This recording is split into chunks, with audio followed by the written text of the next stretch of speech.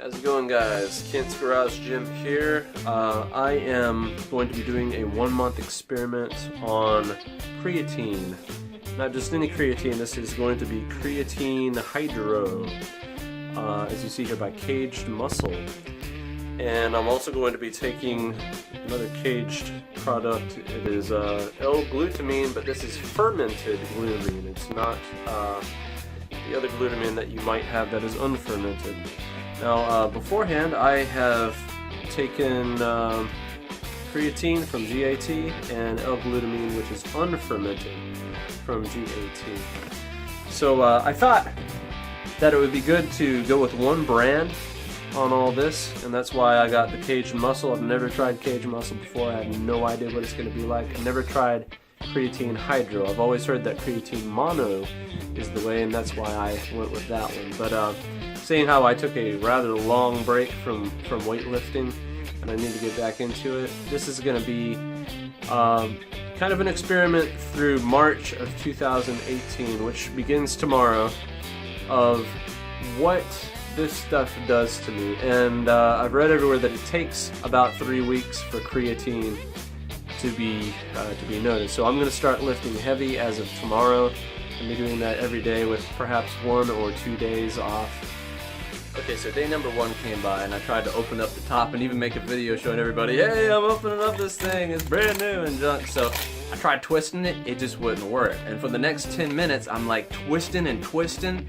This thing's just not coming off. So I go to the garage and get a screwdriver and jam it up in there and pop it off.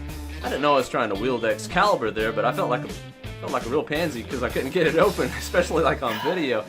And then I noticed that the paper seal was kind of sucked in. So I pulled it off and I looked inside, and what I found was kind of like what I thought was cotton balls, but that was the actual creatine all sucked together in clumps. So I just got the scooper and I mashed it up into powder form again, threw it inside some water, and I drank the thing straight. And man, it was like straight up stomach acid. That was horrible.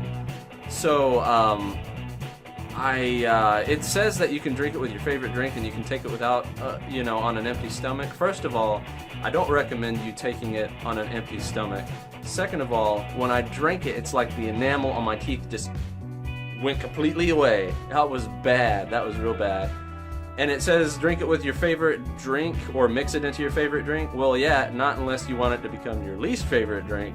So I emailed Kaged Muscle. I'm like, hey, is this normal? Because it says, I bought it less than a year ago, and it says that it has a shelf life of like 2.5 years.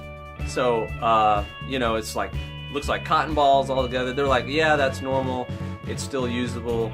They were like, do you want a new one though? And I said, yeah, sure. And they said, okay, we can send you one of these other flavors. But then I found that it was in pills. I was like, how about the pills instead? Because what I had to do for the first week after that was I would just take a scoop of it and put it inside of a piece of bread and mash it up, take a bite of banana and a little bit of water and throw it in there and gulp it down. And it was like the size of 5 or 6 or 7 pills even by the time that I was doing that. And I'm almost killing myself trying to swallow this thing week after week because I don't want it running over my teeth and it tastes nasty. So that's basically how I did things for the first week. Alright, so 1 month has gone by. Everything's done as far as March goes of 2018. I ended up gaining between something like 3 to 5 pounds. That is because I was eating something between a clean and a dirty bulk diet. I'd eat as much protein as I needed to, and then I just kind of like did whatever with the carbs and the fats. In the weight room, my strength did increase. With bench, it increased like 10 pounds on my max. With deadlift, I kind of started a little bit safer. I was like in the 255 range, deadlifting for reps. And then I ended in the 300, something below 350 pound range. I'd say about low 300 pound range for deadlifts, straight bar. And with a trap bar, a hex bar, shrug bar, I ended up something like 350 or 355. With squats, I just threw on some 45s and I did high reps, like up to 20, 15 to 20. and I would not rest in between. But with leg press, I was doing up to 500 pounds with that too. So I took some videos of myself before and after. I consider myself very average Joe. I have a lot of work to do on my body. I'm not satisfied at all with what I look like, but for the sake of doing an experiment and showing this is what I looked like before and after 1 month on creatine hydro, working hard, I've got myself flexing on one hand on the beginning, and then on the very last day, which will be today actually, flexing again, doing double biceps, most muscular, you know, from the side, and trying to do a lat spread. I don't have any lats, so it's kind of funny to watch that, and just to show what I look like. I did not measure myself, but I noticed, like, when working out, I'm getting more bicep veiny, more vascularity in my biceps, going up from like my forearm to the middle of my arm or so, on both arms. Side effects. I did feel mild depression while I was doing this. I can't say that I can blame the creatine hydro. It probably wasn't it. I mean, I could probably blame my family life, my job, I could just point at anything, just being stressed out in general. But if anybody out there is taking this stuff and you feel some kind of depression as well, maybe there's something linked with that. I'm not sure. It's probably just me, but I thought I'd throw that out there anyway. Do I recommend the stuff? After a month, it's really hard to recommend a supplement like that, like saying, yeah, this increased and it's totally because of the supplement that I was taking. Do I think that it was good? I think it's good. I know that it's at least a pre-workout. So yeah, creatine mono is cheaper.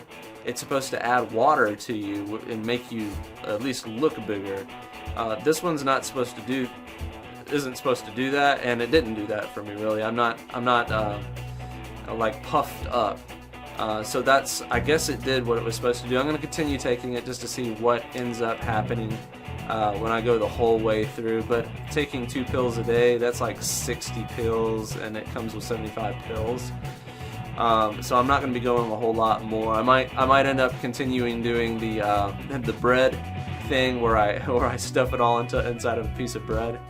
But anyway, yeah, I'm not disappointed. I didn't get weaker, I didn't get smaller, but I'm working out. So, I mean, the only question that I have in mind is, could that have happened if I did not take creatine hydro? I think so, but to what extent, what difference would it have been? I don't really know. So that's my review on the creatine hydro. I thought it was pretty good. What do you guys think? Have any of you taken it? What are the effects that you had? And if any of you are interested, leave comments below.